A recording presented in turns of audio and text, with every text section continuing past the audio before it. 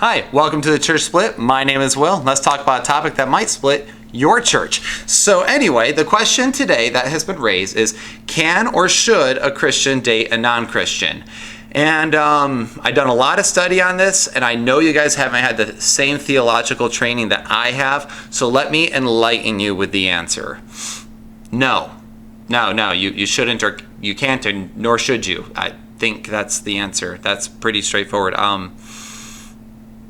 Yeah, I think I covered everything. Yep, that's a wrap. All right, good job. Wait, what are you doing? What am I doing? I'm done. I just answered the question. Aren't you gonna expound on why you have that statement? But I'm a pastor. What I say is, I'm just the theology guy, so you should be able to trust me, right? I'm done. If you don't finish filming, I'm gonna leave the church. What? I do need tithing money. Okay, fine. You know what? If you want wordy Pastor Will is what you'll get. All right? I'm over it. So can a Christian date a non-Christian? This is the ultimate question. So this happens in youth groups all the time, right? Everyone's all... That's when everyone starts noticing that guys and girls actually exist, and they start crushing on each other, especially at school. But this comes up in youth groups all the time, and the things that you always hear when you're bringing up Christian and non-Christian is I can change him or her. I don't discriminate. Or there's but I really, really like her, or she's really cool, and all these different things, and as if those things alone are what you should be sold on. And it's always really funny too, I guess, in youth groups, because sometimes you can ask other questions like, what does that person offer you that you didn't have beforehand? And it's so funny how often they just they're funny and they make me laugh, they make me feel good, but that's neither here nor there. We're not talking about what you're looking for in a spouse 100% here, but we're talking about this specific topic. Can a Christian date a non-Christian? So let's first look at what Scripture says about this. Now, it's important to mention that dating is the pre-marriage, right? That's what you're doing to see if you actually want to marry somebody. So no one should just flippantly date just for the sake of dating. I mean, that's kind of absurd. You want to actually make sure you're dating somebody with the intent to possibly marry them. Is this a person that's actually marriage? There it is, marriage material, okay? So first things first, the Bible does make clear that we ought to marry in the Lord. So 1 Corinthians 7:39, now it's talking in a different context here, but 1 Corinthians 7:39 says, a wife is bound to her husband as long as he lives, but if her husband dies, she is free to be married to whom she wishes, only in the Lord. So keep in mind that, Paul's going, sure, if her husband dies, she is free to marry, but only in the Lord. And as if that's the no-brainer at the end, right? The little tagline. So the real question is this: how can you marry in the Lord if the person that you're marrying is outside the Lord? It doesn't make sense. The two are not compatible. And 2 Corinthians 6, so he's apparently had to address this a few times with the church of Corinth. 2 Corinthians 6, 14 through 16 says this: do not be unequally yoked with unbelievers. For what partnership has righteousness with lawlessness? Or what fellowship has light with darkness? What accord has Christ with Belial? Or what portion does a believer share with an unbeliever? What agreement has the temple of God with idols?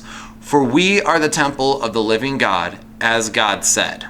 So, real quick, unequally yoked, let's talk about yokes that are attached to oxen. They come up on the necks, and that's what they use to guide and make sure they're side by side and not one's getting ahead of the other or being dragged behind the other. So it's a way to keep them equal level. So don't be unequally yoked or leveled with unbelievers. For what partnership has righteousness with unrighteousness? So this is important because he makes a real stark contrast here between light and darkness. Fellowship with light versus darkness, or what accord has Christ with Belial, who is an idol. And then he talks about the temple of God versus the temple of idols. So he's making the contrast of there are those here who live in righteousness and there are those here who live in unrighteousness. What are you doing with them?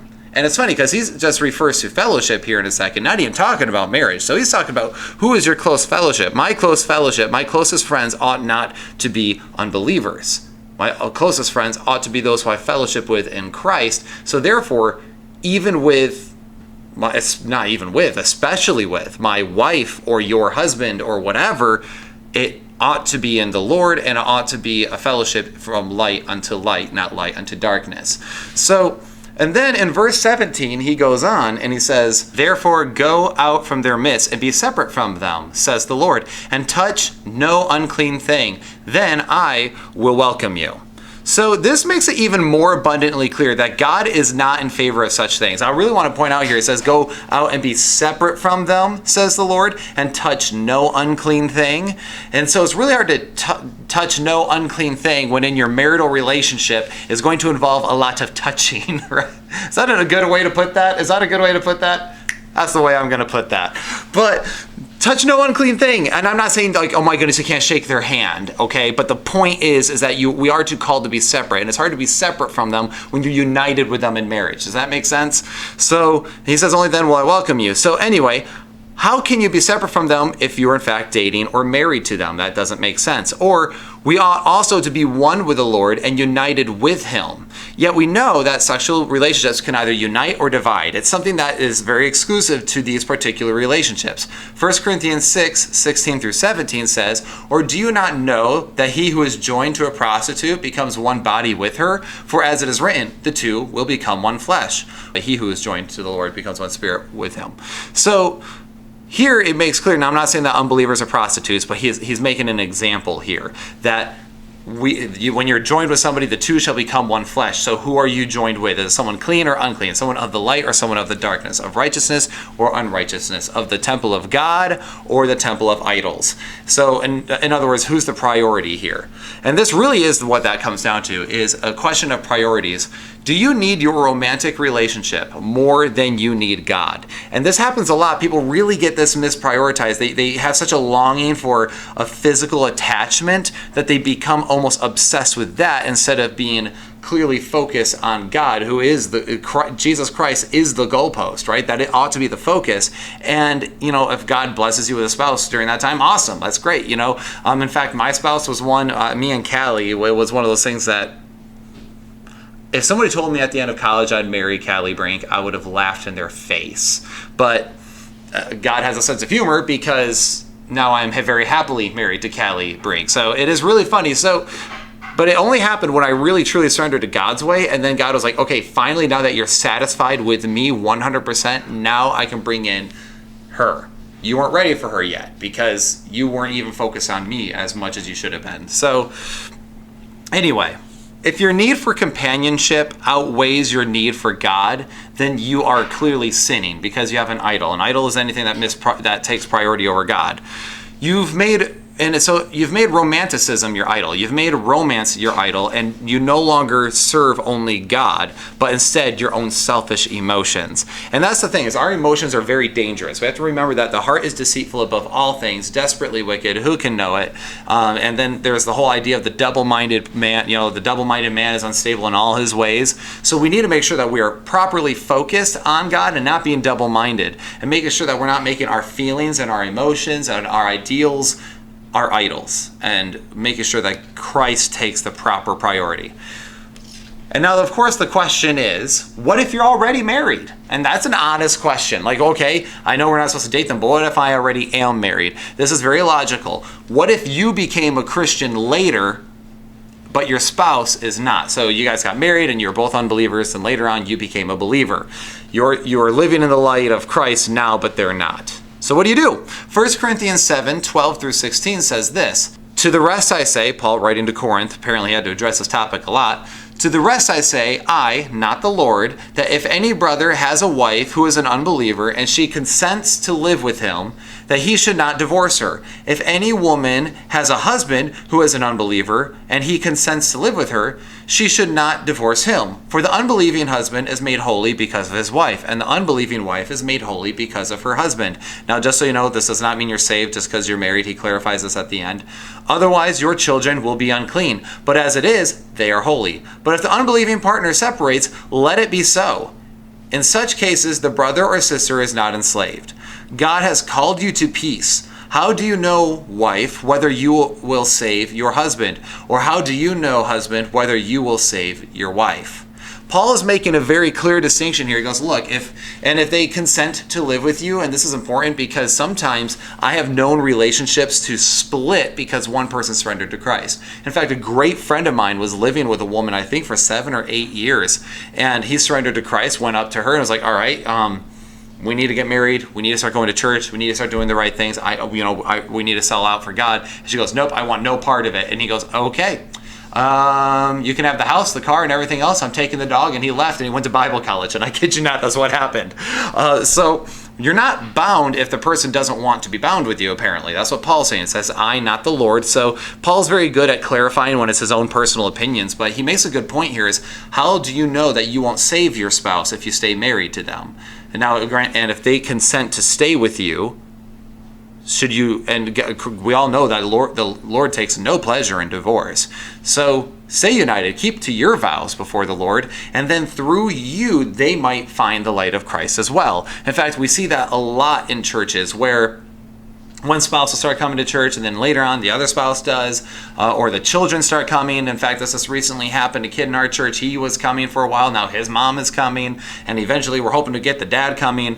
There is some interesting statistics, not for this time right now, but usually if you can get the father to go to church, the rest of the family follows. So, little fun fact, men, you're important.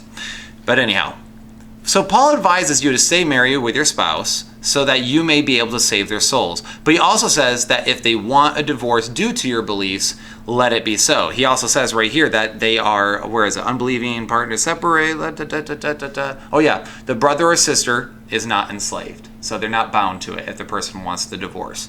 So now the question is, so we see that, okay, God definitely says no, you have no the light has no fellowship with darkness.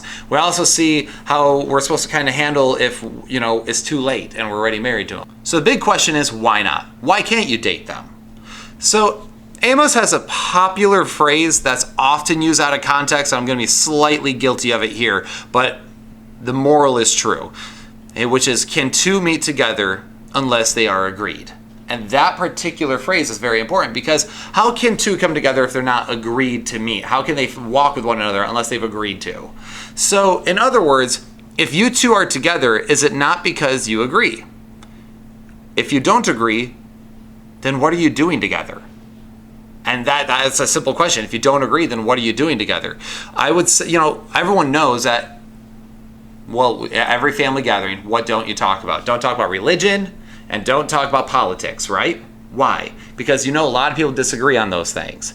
And what can that disagreement do? It can cause division, right? So if you're constantly divided because of different beliefs, just alone at Thanksgiving, imagine being married to the person. It doesn't make sense. So here's just some basic reasons for any of you who are wondering why. So what fellowship does light have with darkness? You two will not get along on all things.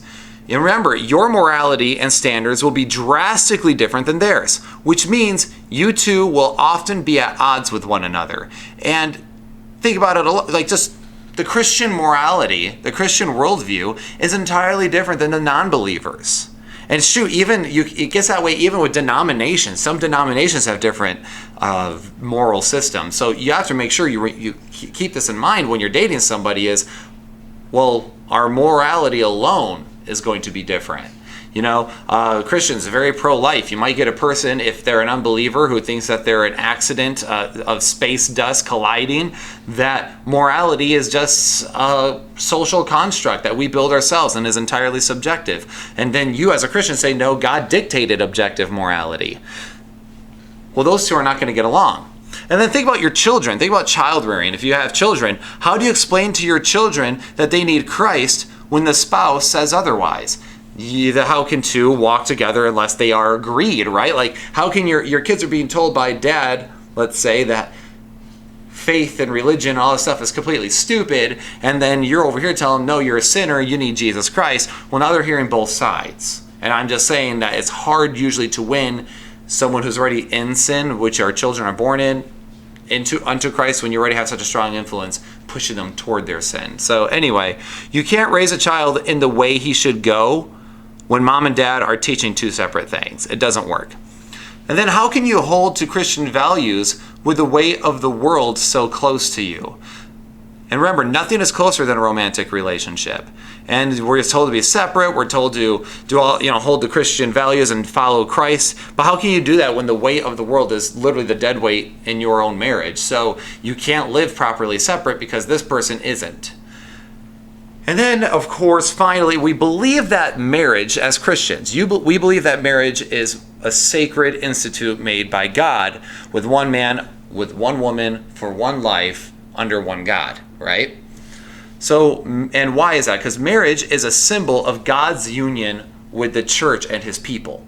It's a union of he's the benevolent groom, and we are the bride whom he loves despite all the flaws that we might have, and he's going to make us come forth pure and white as snow and all that. So how can your marriage symbolize God's relationship with us when one of you aren't actually even part of the church that you're supposed to symbolize? It doesn't compute.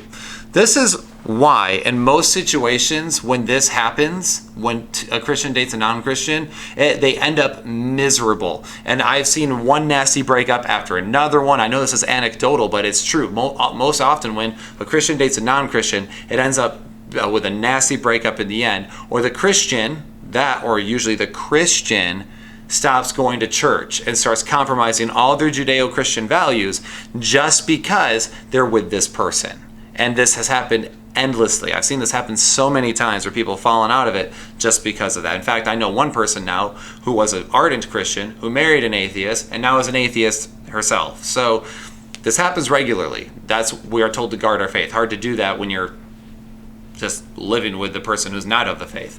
So through marriage, you are joining your hearts with this person. You're joining your heart, your mind, your bodies, and your spirit with one another. And this is impossible to do in peace if you two are of separate minds and spirit. You will not be able to do this peacefully. It'll always end in disaster, or it'll end in you compromising usually. Very rarely do you see the person actually get saved.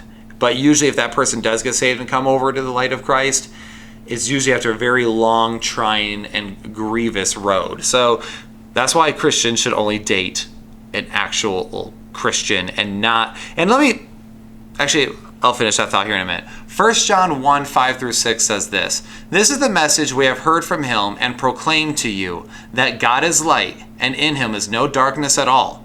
And if we say we have fellowship with him while we walk in darkness, we lie and do not practice the truth." We ought to practice the truth, which means if I believe that Jesus Christ is the truth, I ought to reflect him in all things, including his will for my romantic relationships, which is why it's important that my wife was a Christian and is a Christian. I'm not putting doubt on her faith, I promise. So then the next part here is just make sure that they're actually, and I don't know how to word this besides an actual Christian. There's a lot of people, Christianity is a popular thing. A lot of people say they're Christian because they believe in God, but there is no fruit. You shall be known by your fruit. So make sure the person you're the person you're dating or interested in is actually walking with God and not just saying the buzzwords. That's really important as well. Make sure that they're faithful in church. Make sure they're faithful to the Lord in all things, not just, yeah, of course I believe in God, but yet you see no evidence of it in their life. And in fact, most of their life would almost say otherwise. So, and I'm not saying they're not saved, but I'm saying that they have a priority problem as of right now. I don't know, you don't know their hearts, I don't know their hearts, but make sure you're dating the person on the right spiritual tier here. I know there's a girl I know who recently broke up with a guy who was an unbeliever. And so, anyhow, you understand my drift here. But really it comes down to this: prioritize your walk with God and only seek those who do the same. Prioritize your walk with God and only seek those who do the same in your close friendships and especially in your romantic relationships. Only then will you find the relationships and companionship that you can truly be compatible with. It is 100% foolproof if you completely surrender to God's way and only prioritize his ways and only seek those who do the same. You will find yourself living in a much more peaceful engagement, and that's mainly because you're not trying to bring fellowship with light and darkness. So anyway, hope this helps answer the question for anyone who is wondering. The question is simply, can a Christian date a non-Christian? Obviously, biblically speaking, this is an ardent no. You should not. It's actually not very beneficial for you at all. So anyway, please like and sub to the channel. You can look us up on all the social media sites. Go ahead and add discussion down below if you have any other thoughts on the matter. And my name is Will, and this has been The Church Split.